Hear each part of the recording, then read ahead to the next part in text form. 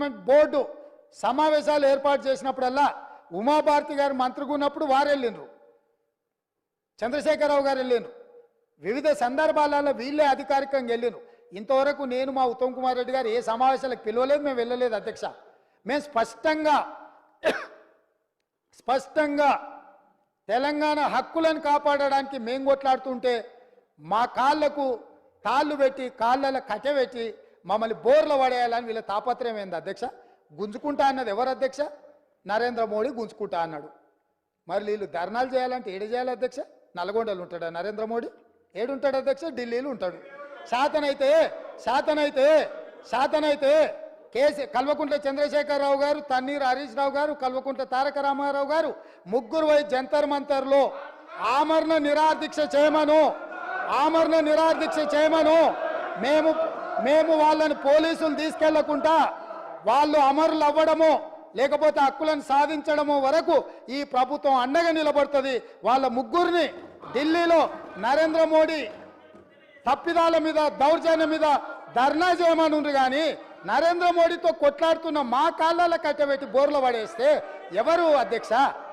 అదేవిధంగా అధ్యక్ష, ఎన్నికల రోజు పోలింగ్ ఇక్కడ జరుగుతుంటే పక్క రాష్ట్ర ముఖ్యమంత్రి AK-47 తుపాకులతో పోలీసులు నాగార్జున సాగర్ డ్యామ్ మీదకు పంపించింది అధ్యక్ష. ఇవాళ నేను అడగదలుచుకున్న వాళ్ళను, నాగార్జున సాగర్ 100% మన భూభాగంలో ఉంది, మన ప్రాంతం. మన ప్రాంతానికి లోపటికొచ్చి తుపాకులు పెట్టి ప్రాజెక్టులను ఆక్రమించుకుంటుంటే వీళ్ళ సహకారం లేకుండా వస్తాడా అధ్యక్ష? ఇంటి దొంగలు లేకుండా జగన్మోహన్ రెడ్డి గారు లోపలికొచ్చి నాగార్జున సాగర్ డ్యామ్ మీద పహారాలు కాసే పరిస్థితి వస్తుందా అధ్యక్ష? ఎందుకు ఆ రోజు వీళ్ళు మాట్లాడలేదు? వీళ్ళు ఇచ్చిన అలుసే కదా, వాళ్ళు పెట్టిన పులుసు తిని వీళ్ళు అలుసు ఇవ్వడం వల్లనే కదా ఈరోజు ఈ పరిస్థితి వచ్చింది. ఆయల్లో రాయలసీమకు పోయినప్పుడు కల్వకుంట్ల చంద్రశేఖరరావు గారు, ఈనాటి మంత్రి శ్రీమతి రోజా గారు పెట్టిన రాగి సంకటి రొయ్యల పులుసు తిని రాయలసీమను రతలాలసీమం చేస్తా అని చెప్పి మాట ఇచ్చి బేసిన్లు లేవు, బేసిజాలు లేవు, మీరు కొట్టుకపోండి అన్నాడు. వాళ్ళు కొట్టుకపోయారు. ఇప్పుడు మేము వచ్చినాక అట్టెట్లా కొట్టుకపోతాడంట? ఎవరు అధ్యక్ష బాధ్యత ఎవరు వహించాలి? నీ కళ్ళ ముందే కదా ముచ్చుమర్రి చంద్రబాబు నాయుడు కట్టింది, నీ కళ్ళ ముందే కదా రాజశేఖర రెడ్డి పోతిరెడ్డి పాడును 44,000 క్యూసెక్లకు పెంచి తరలించకపోయింది, నీ కళ్ళ ముందలనే కదా నీ ఇంట్లో పంచపక్ష ప్రమాణాలు జగన్మోహన్ రెడ్డి గారికి పెట్టి జీవో నెంబర్ 203ను నీ ఇంట్లోనే పునాదులేసి రాయలసీమ లిఫ్ట్ ఇరిగేషన్కు ప్రగతి భవన్లో కేసీఆర్ గారి డైనింగ్ టేబుల్ మీద పునాది రాయబడ్డది. దానికి పునాది రాయేసింది మీరే కదా. 8 TMCలు పర్ డే తరలించకపోవడానికి అనుమతి ఇచ్చింది, టెండర్లు పిలిచింది, కాంట్రాక్టులు అప్పచెప్పింది, పనులు పూర్తి చేసింది మీరు అధికారంలో ఉన్నప్పుడే కదా అధ్యక్ష. మీరు మొత్తం కృష్ణానది జలాలు మహారాష్ట్ర కర్ణాటక దాటి మహబూబ్ నగర్ జిల్లాలో జూరాల నుంచి పాలమూరులో కలంపూర్లో ఎంటర్ అయి తుంగభద్ర నదిలో వచ్చే నీళ్లు, తుంగభద్ర నుంచి వచ్చిన సుంకేశ్లకు వచ్చిన నీళ్లు, సుంకేశ్ల నీళ్లు జూరాల నీళ్లు కలిసి ప్రయాణమై పాలమూరు జిల్లా నుంచి మొదలై రాయలసీమలకు పోయి నంద్యాల నుంచి తిరుక్కొని శ్రీశైలం ప్రాజెక్టు మీదకి వచ్చినప్పుడు శ్రీశైలం ప్రాజెక్టు కొంత తెలంగాణలో ఉంటే కొంత ఆంధ్రాలో ఉంది అధ్యక్ష. అంతకుముందు ప్రాజెక్టు లేవు.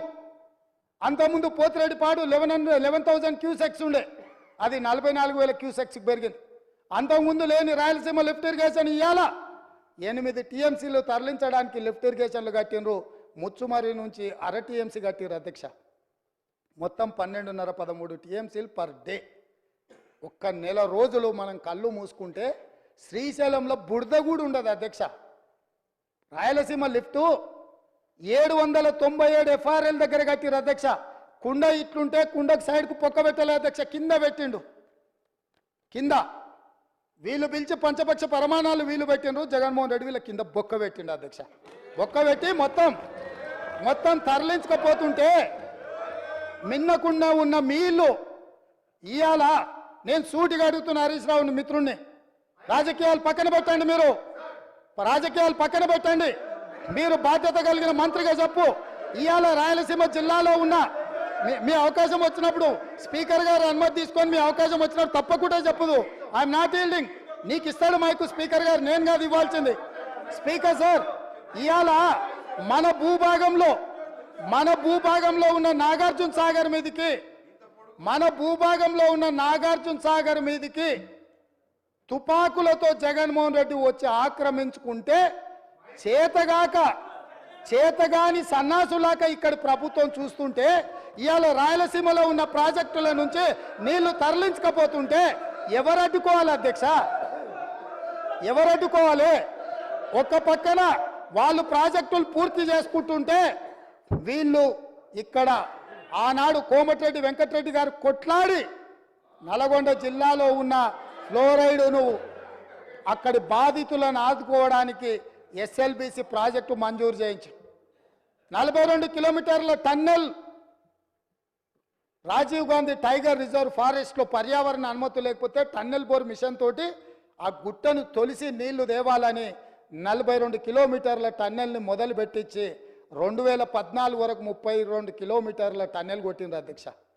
తెలంగాణ వచ్చినాక వీళ్ళకి అప్పచెప్తే 10 కిలోమీటర్లు పూర్తి చేస్తే సంవత్సరంలో పూర్తి చేయాల్సిందని 10 ఏళ్ళలో కలిసి 1.5 కిలోమీటర్ పూర్తి చేసారు అధ్యక్ష.